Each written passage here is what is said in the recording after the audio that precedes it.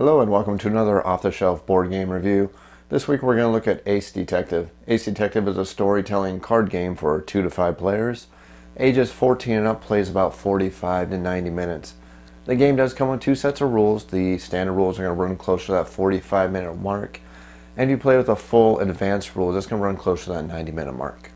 In Ace Detective, players are working together to tell the story of a single detective that is trying to solve a mystery that involves 4 suspects. The goal of the game, though, is to play clues on the suspects, and whichever suspect at the end of the game has the most clue tokens on them is going to determine the eventual winner. Now, since this is a storytelling game, there really isn't a true winner. Basically, the winner is the person who gets to do the closing and the ending story and wrap up the entire storytelling experience. Ace Detective takes mechanics from games such as Once Upon a Time and Fiasco and combines them to make a very entertaining storytelling card game with a very strong 1940s noir style theme.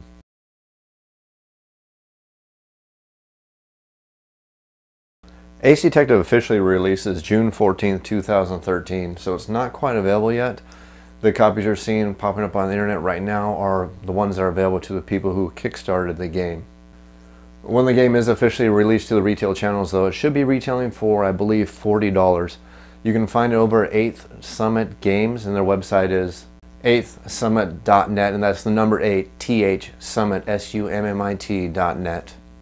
Ace Detective is predominantly a card-based storytelling game, and before I show you the cards, which I'm going to do in just a moment here, I want to explain to you that all the artwork for Ace Detective is taken from a really old pulp fiction or pulp media type of magazine called Black Mask magazine. Now, Black Mask is a really old magazine. I believe the original first issue came out in 1920, and most of the artwork from Ace Detective is taken from the 1940s era of the magazine. So you're going to notice there's definitely a different style to the artwork, but it definitely very much matches the theme of the game. Ace Detective comes with over 130 cards, and the vast majority of these full-size cards are going to have artwork on them taken from that Black Mask magazine. Most of the artwork is going to be color, but there's going to be a couple images that are going to be black and white, and also a couple images that are actually black and white photographs. But again, most of the imagery is going to be full color artwork. The cards are full standard size. They are actually a very good thickness. These aren't a thin cardstock.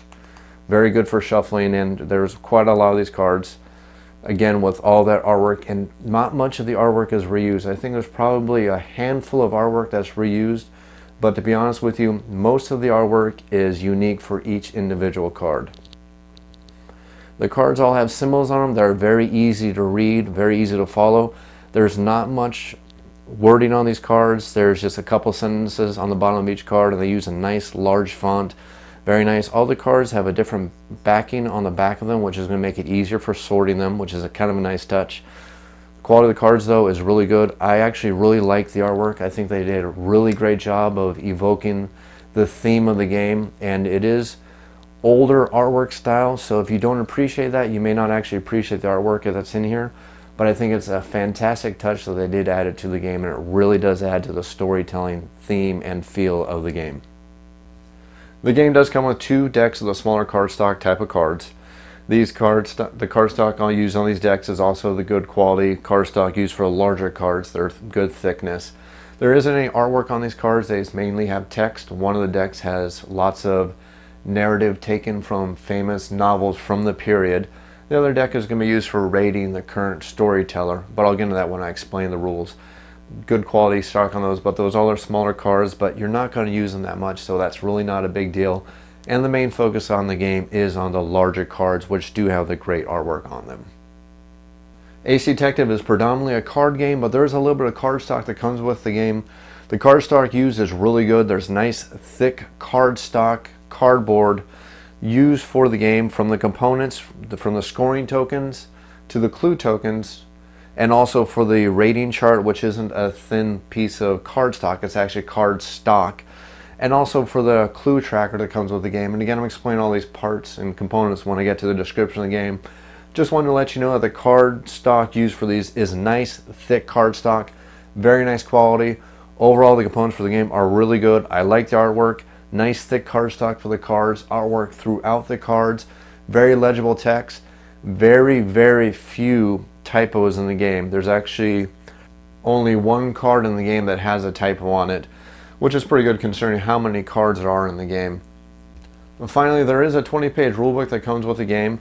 The rulebook actually does a pretty good job of explaining the rules. There's a few minor discrepancies in the rulebook, but overall the rulebook does do a really good job, and there is a nice quick reference set up on the back of the rulebook to help you explain the game. And although I do say there are a couple discrepancies in the rulebook, I'm really not going to harp on those for the simple fact that it's a storytelling game, which means the rules overall are not really complex, and if you read the book and then pull out the game, you're going to see the minor discrepancy, understand where it's coming from, you're going to be able to figure out really quick and then move on with the rules. Overall, you're getting a really good package here, great quality components all the way from the cards to the cardboard used to the game, all the way through the rulebook. Very good overall component quality.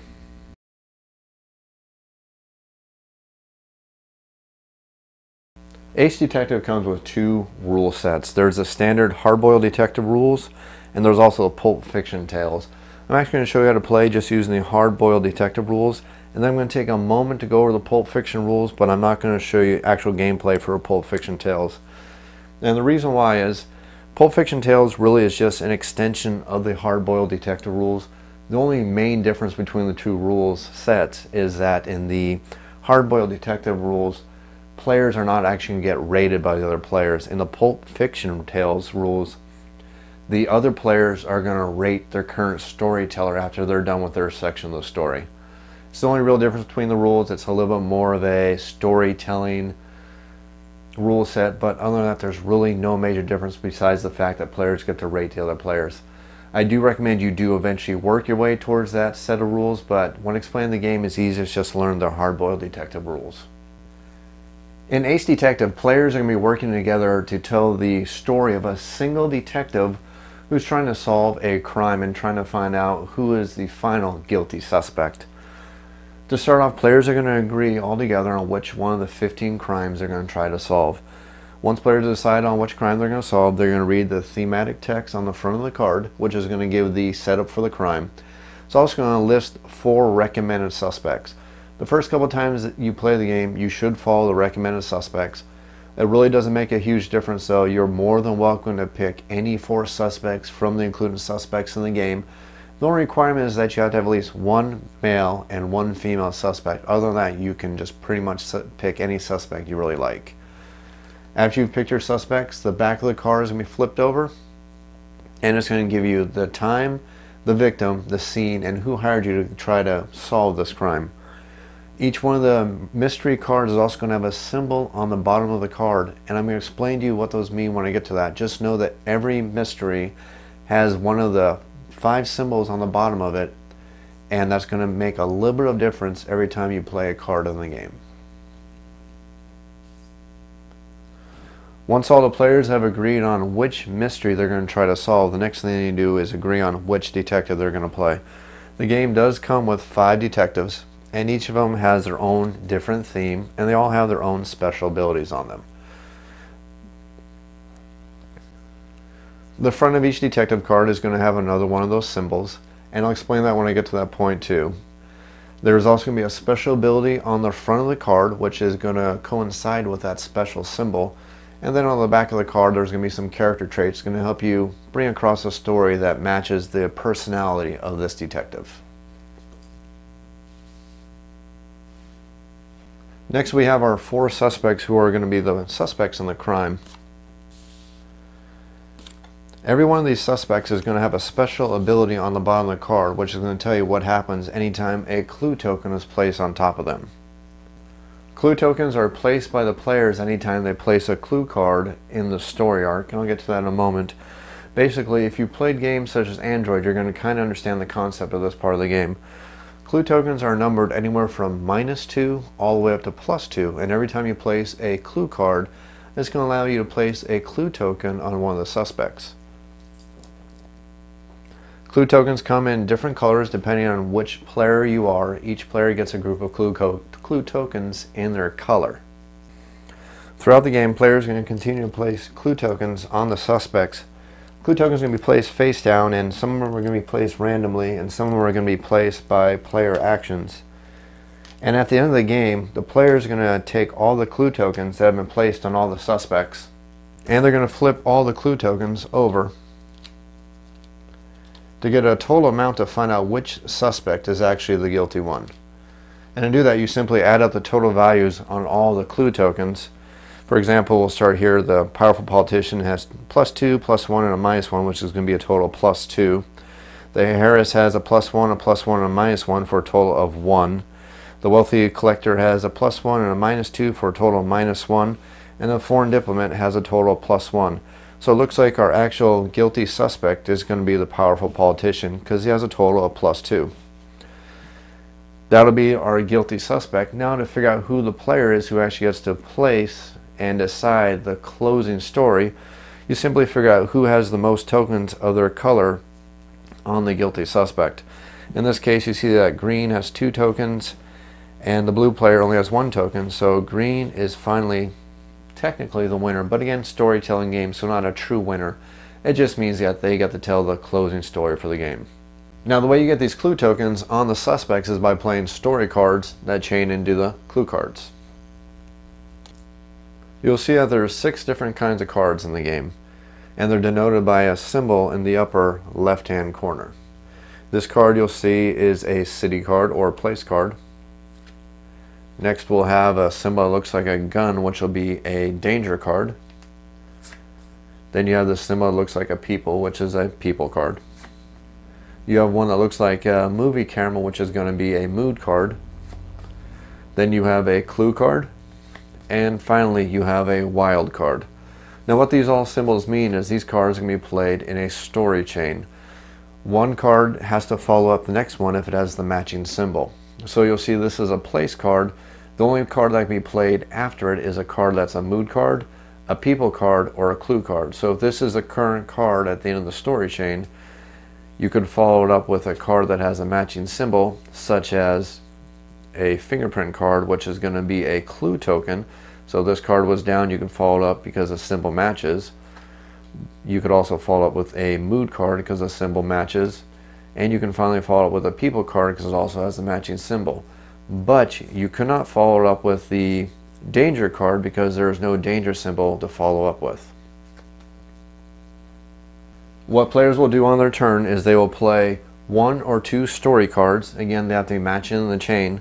And then they can play up to 1 clue card on their turn. And what a player does when they play a card is they're going to look at either the picture to get an idea of a way to advance the story, or they're going to use the text at the bottom of the card. For example, if we were going to play this card, it's a city location, it also says mansion or fancy apartment, and we can play this card and advance the story using some creative words to either use the mansion or fancy apartment, or we could just ignore the text right there and just use the picture as a way to get some advancement in the story. You just simply place the card there and you advance the story, such as to say, after Scott left the scene of the crime, he decided to go to the mansion of the beautiful heiress. He had a reason to believe that she may want him dead because, heck, he had a lot of money and she would stand to gain all that money if her husband was found dead. And then the current player has the option of playing an additional story card if they like. And we'll go ahead and play the next card, such as this one. It's a mood card and it says panic, overreact, or there's a picture of somebody who's seen a body on a bed. We can either look at the picture and use that to advance the story, or we can just use the text down the bottom. For example, when I arrived at the scene of the mansion, I ran into the heiress in her driveway. She seemed like she was in extreme panic. I saw her slamming the trunk door to her car as I walked up. She looked startled. She looked surprised. I knew that she was up to something. And since the panic card is our most recent card in our story chain, we can chain off another card as long as it's a clue card, because we've already played 2 story cards on our turn. And so we'll go ahead and play this clue card next, which is going to show the clue symbol and it's going to show cost of 4. I'll explain that just in a second. And then once we play that card, we're going to advance the story by saying something such as, I found it very odd that the license plate on the back of her vehicle was barely hanging on, as if somebody had tried to screw in a new license plate in an awful hurry. Was she trying to hide some evidence in the back of the trunk of her car? You notice that clue cards have a symbol on them with a number right below it. That's going to be the cost in plot points it costs to play this card. If you can't afford the plot point cost, you can't actually play the card. So since I played this card, it's got a cost of 4. To play this card, I'd have to be able to spend 4 plot points on it. If I do, I just simply discard the 4 plot points and continue on with the story. And then on the bottom of the card, once I've given my little story segment, it's going to tell me to roll a die. It's going to tell me where exactly I'm going to place a clue token. In this instance, I'm going to roll a 1 through 6, and on 1 through 4 is I get to place one of my clue tokens on one of the suspects. If I roll a 5, I get to place it on the suspect with the least amount of clues currently on them. And if I roll a 6, I'm going to place on any suspect I like. So if I'd roll a 2, the clue would go on the beautiful heiress, and I get to pick which one of my clue tokens I want to place. Some clue cards will let you place clue tokens on any of the suspects. Some of them are going to tell you to place them on certain suspects. You're not going to have a choice where to do it. And that's where you have to try to figure out and balance and try to guess which clue tokens your opponents are placing on the suspects, because you don't actually see the values of their clue tokens that they're placing on the suspects. And remember, your clue tokens are numbered anywhere from -2 all the way up to +2, and whoever has the highest numerical amount suspect-wise is going to be the guilty suspect at the end. Now, how you get clue tokens is really easy. Each player constantly has a supply of 3 clue tokens drawn from a random supply. Now, you don't know which clue tokens you're going to draw out of your random supply, but you're allowed to look at the numeric value of the 3 clue tokens you have in your hand at any time. And every time you spend one of those clue tokens by placing them on a suspect, you simply just randomly draw another clue token to replace the one you just drew. So at any time you can have numeric values of -2 all the way up to +2 worth of clue tokens in your hand. Now you're probably wondering, how do you get the plot tokens to play the clue cards to help advance the storyline? Well, at the end of every player's turn, if you're playing the standard rules, you're going to get a set value of 5 plot tokens at the end of your turn. Now those plot tokens can be used for a couple different things. You can spend 1 plot point to draw a story card. You can spend 2 plot points to draw a clue card. You can also spend 2 plot points to get +1 to any die roll, or spend 3 to re-roll any die. You can also spend 4 to get extra story or clue tokens on your turn. Or you can spend 10 of these story plot cards to put a random clue on any suspect, and that's going to be through the roll of a 1d6. And you can also spend 10 of these plot points to move 1 clue without looking at it to another suspect. And that allows you to kind of play around with the scoring there versus your opponents in the game. There's also one additional way to get plot tokens. Now remember I told you there was a symbol on the crime? For example, this crime has a symbol of the people on it. Anytime you play a card in the story arc that has the matching symbol, for example, if you were to play this card, you get 1 clue token to add to your pile. So if you play that card, you simply draw a plot point token and add it to your pile. There's one final way to get plot tokens, and that's going to be through narration cards. Now there's 4 different kinds of narration cards in the game, and you're going to notice they all have a symbol in the upper left hand corner just like the regular cards. And you always have 1 narration card in your hand. As soon as you play, you immediately draw another one, but you're only allowed to play 1 narration card per turn. And what it simply means is anytime you play a card to the story chain that has a symbol that matches the narration card, you simply take that narration card and place it underneath the story card that you played. So for example, our current story card, if we are at this point, has a picture of the people on it. So if that's our current story card in the story arc, we can play this narration card because it has the matching symbol. And to play it, you simply just play it underneath the current story card, and then you get the effects of the narration card. There are 4 different rewards you can get for playing these narration cards. There's one that has 2 square symbols on it, which allows you to draw 2 additional plot tokens. There's one that allows you to look at one of the clue tokens on one of the suspects, look at its numeric value, then place it back face down and not revealing what that amount is to any of the other players. Next, you're going to be able to flip one of the clue tokens over, revealing it to all the players, and that clue token stays face up for the rest of the game. And finally, if you play this narration card, it allows you to draw either 1 clue card into your hand or 2 story cards in your hand, making sure to obey the limits of your hand. Now in this game, you can never have more than a certain amount of cards in your hand at any time. You can never ever have more than 7 cards in your hand, and of those cards, Up to 5 of them can be story cards, and up to 2 of them can be clue cards. So if you ever draw a third clue card, you're forced to discard one of them immediately. Or if you ever draw a 6th story card, you immediately must discard one of them. And finally, the game is going to continue until a certain amount of clues have been placed on all the suspects. And that's going to change based on exactly how many players are playing. If you're playing with 2 players, you're going to see that as soon as the 13th clue is played on any of the suspects, that's going to be the final round of the game. Not the final turn, the final round. If this 13th clue lands, each player gets the chance to make 1 additional turn all the way up to the first player again, but the first player doesn't take any more turns. In a 3-player game, as soon as 15 clues are out, that's going to start the final round of the game.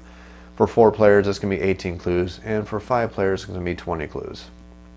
And again, every time a clue is played on one of the suspects, you're simply going to advance the track all the way along, all the way up to you reach the amount for the amount of players. This gives you a rough idea of how to play Ace Detective. Players are going to play story cards to advance the story. They're going to play clue cards to put clues on the suspects. And the clues are going to advance towards the end of the game. And at the end of the game, whichever suspect has the highest numerical value of clues on them is going to be the guilty suspect, and whoever has the most clue tokens on that suspect is going to be the winner of the game and get to tell the end closing story.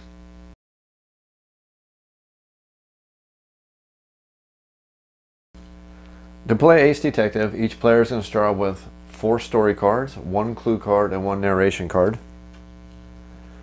Each player is also going to start off with 3 plot tokens. Players are going to take 3 clue tokens from their starting clue token supply. One's going to be a -1, one's going to be a +1, and the other one's going to be a +2. The rest of their clue tokens are going to be placed face down in a little draw pile where they can't see the actual value of each token. Players are going to choose a detective, and we're going to go ahead and choose Detective Brett Bosman. Now, Brett Bosman's special ability is that whenever a player adds a city card to the story chain, that player may pay 2 plot tokens to roll a die. On a 5+, the player may add a clue token to a random suspect. And his character traits are he's always seen chewing gum. Despite working as a full-time policeman, Brett also moonlights as a private detective, which always interferes with his real job. He never gets enough sleep. His father is a senator. Brett is always trying to impress his father. He graduated first in his class at the police academy at the age of 34. He likes to tell bad jokes, and he often comes across as being obnoxious. We're also going to pick the Murder at Midnight, which says, "It is the night of the gala party at the San Francisco's most elite country club. The band is swinging, the dance floor is hopping, but when the clock strikes midnight and one prestigious gala member, Dr. Martin Daniels, is found dead on the patio, all signs point to murder. The suspects are the wealthy collector, the beautiful heiress, the powerful politician, and the foreign diplomat. The murder occurs January 1st, 1941. The victim is Dr. Martin Daniels. The scene of the crime is the Diamond Country Club, and the detective is hired by Victor Cabot, owner of the country club." Each player will then take a moment to take a clue token and place it down on one of the suspects. Got it set up for 2-player games, so we're only going to put 2 clue tokens into play. And then the clue token track is going to be advanced to however many clue tokens are on the suspects, which is going to be equal to the amount of players. So we're going to start with our track on number 2, and since it's a 2-player game, we only need to go up to 13 clues before the final round of the game is going to end the game.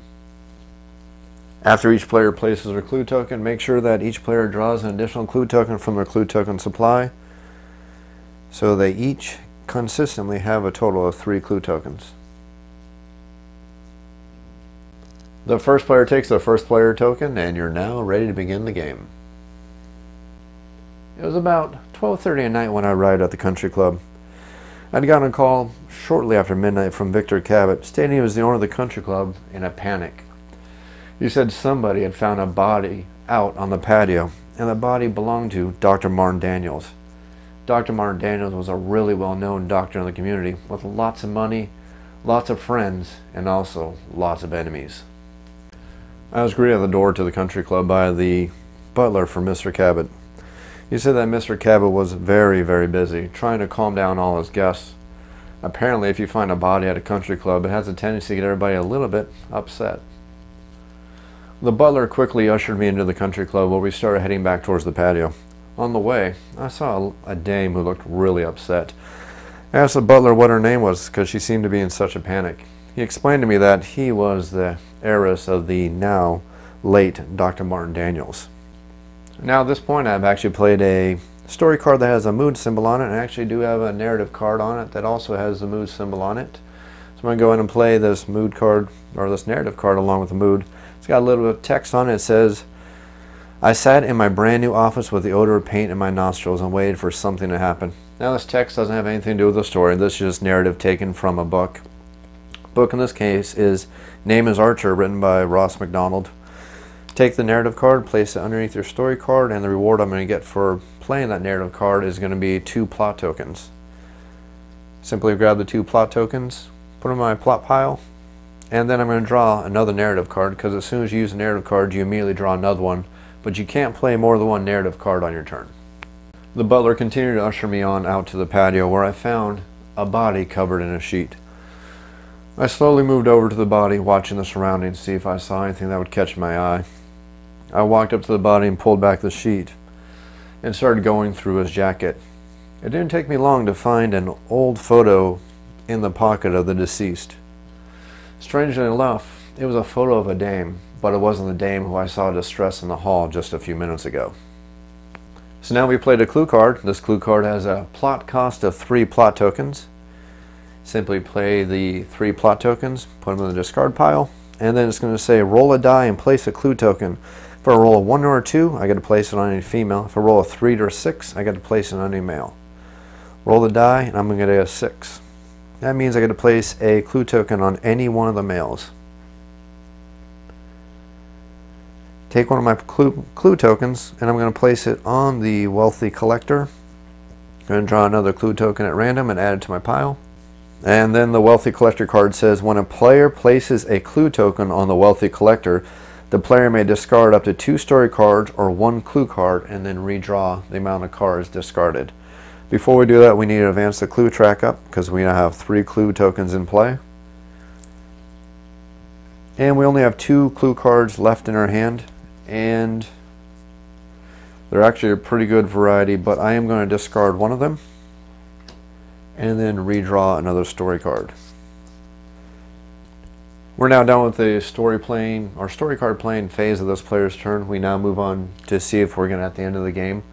We haven't reached 13 clue tokens yet, so now we move on to the interlude phase, and that's simply we draw 5 plot tokens, and then we're now able to spend those plot tokens on the plot point purchasing chart.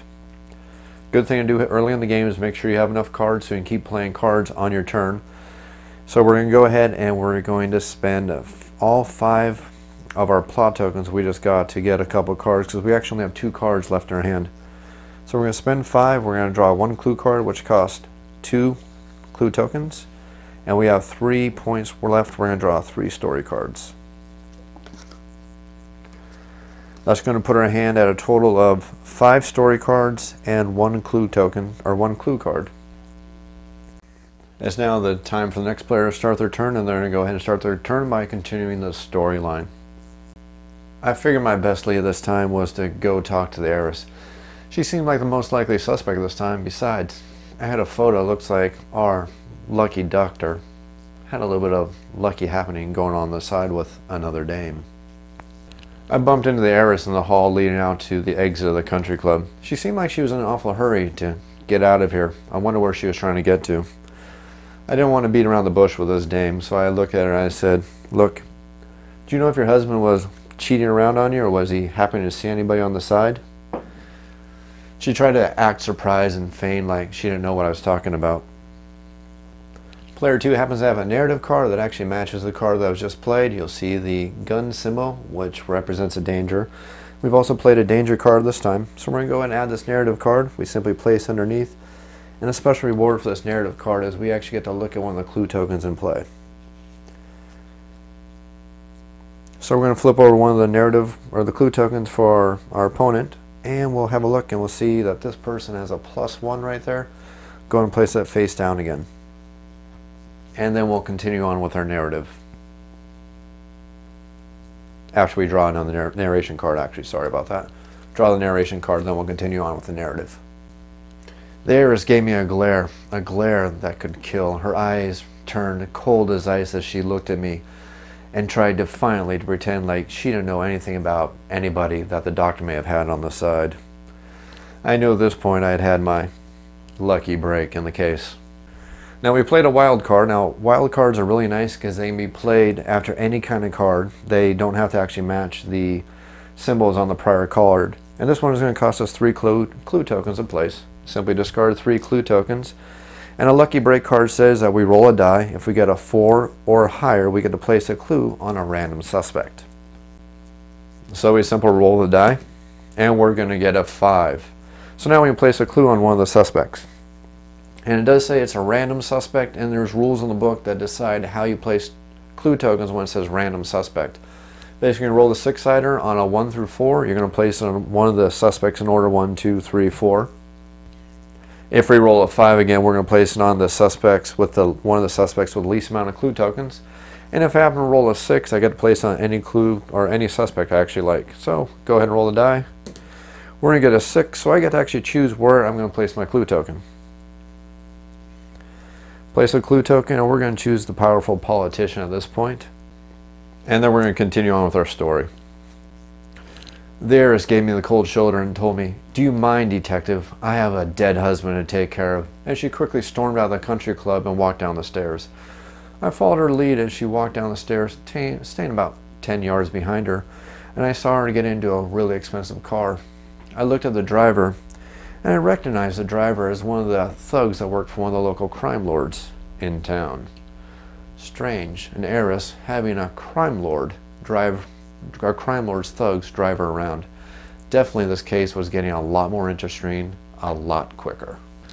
We're at the end of this player's story phase. We got to make sure we advance the clue track up to 4 because we do have 4 clue tokens in play. And now this player gets 5 plot tokens, and they can spend those any way they like. They do have 2 cards in their hand plus a narrative card, and it's probably a good idea to keep some extra cards. So they're going to spend their 5, and they're actually going to get 3 story cards, and they're going to save their remaining 2 clue tokens to spend in future rounds. That's the end of the second player's turn. It's now going to be the first player's turn again, and they're going to continue the storyline. As a quick wrap up, we are at the end of the first round of the game. Players have gotten plot tokens from playing cards that match the symbols on the crime, so each player has actually gotten 1 extra plot card from spending these cards. Players have put a clue token out on the suspects each. We now have 4 total clue tokens on the suspects currently out right now. And we're about to start the second round of the story and see where the story is going to take us. Player 1 is going to go ahead and continue the story now. This dame was looking guiltier than anything I've ever seen. I decided to hail a taxi and follow her to see exactly where she was going to head to.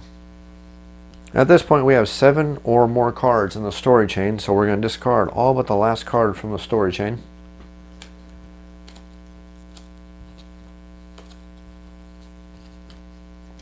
And it's simply going to slide down, and then we're going to continue the story, again following the same story train track with the current player. Unfortunately though, the current player doesn't have any cards right now that match the token or the symbol for the continuation of the story chain. All we got are dangers and a clue, and we don't have enough clue or plot points to pay for the clue token. So this player's turn is actually going to be over with advancing the story, and they're going to move on to the point where they're going to see if it's the end of the turn. We're not there because when they have 4 clue tokens, so they're going to go ahead and gain their 5 plot points, and they're going to go ahead and spend them. We currently have 8 plot points right now.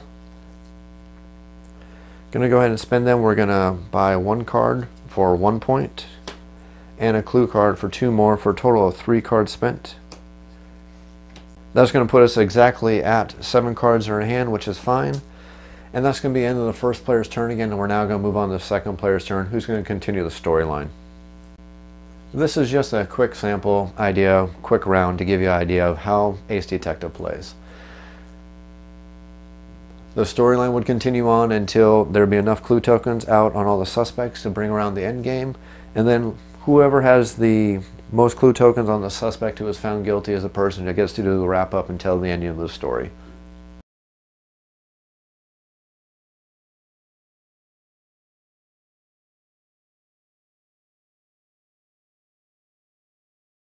Ace Detective lists as a game for ages 14 and up. And whenever I do a review for a game, as a father of 2 younger board gamers, it's always important for me to kind of give a mention to the minimum age suggested for a game. Now, Ace Detective, like I said, does list as a game for ages 14 and up, and I actually think that's probably a good minimum age for this game. It's not due to the complexity of the game, and it's not due to the fact that it's a storytelling game, because both of those are great aspects for younger players, younger gamers to enjoy. Storytelling games are really great for really young kids. The problem with this game, and I shouldn't say problem because it's not really a problem, it's actually a positive for me, is the fact that it's a very mature subject matter. It's the 1940s, we're dealing with crime, mobs, murder, prohibition, and lots of things along those lines, which isn't subject matter for younger kids. I definitely think the game is going to be great as a family game if you have kids who are 12, 13, 14, 15 and up, especially if you've had time to introduce them to some of the 1940s style movies like The Maltese Falcon or crime detective dramas from the generation and that time span. If you actually introduce those kind of movies to your kids, they're actually going to really enjoy this game, but I would definitely keep it to about the 12 or older range just due to the subject matter of the game. If you do like the idea of a storytelling game and you're not too familiar with storytelling games though, and you do have younger kids, I can recommend an alternate game called Once Upon a Time, which is semi-close to this idea. It is a storytelling game. It does play slightly differently, but it uses more of a storybook fantasy type of theme to it, such as you'd see in Cinderella and lots of the old Disney books and cartoons, you know, that younger kids are accustomed to. Again, if you like the idea of a game like Ace Detective, you want to play with younger family members, you may want to check out Once Upon a Time. But Ace Detective, definitely a great game, especially for older teenagers and adults. Ace Detective is for 2 to 5 players, and the standard rules are for 2 to 5 players, and if you include the advanced rules, the Pulp Fiction Tales rules, it does require 3 to or more players. Now, I haven't explained how those rules actually work. I'm going to take a quick moment to explain them. Basically, when you use the advanced rules, each player is going to get a rating card that's going to rate from 1 to 5. And after each player gets done giving their part of the story, all the other players are going to take one of these rating cards, and if you look at them, it gives suggestions about how well their story advances the storyline and whether you should rate them with that card. 1 being a poor addition to the story, whereas a 5 is a fantastic addition to the story that advances the storyline really well. And again, there's going to be guidelines on the bottom to help you decide how well to rate the other players.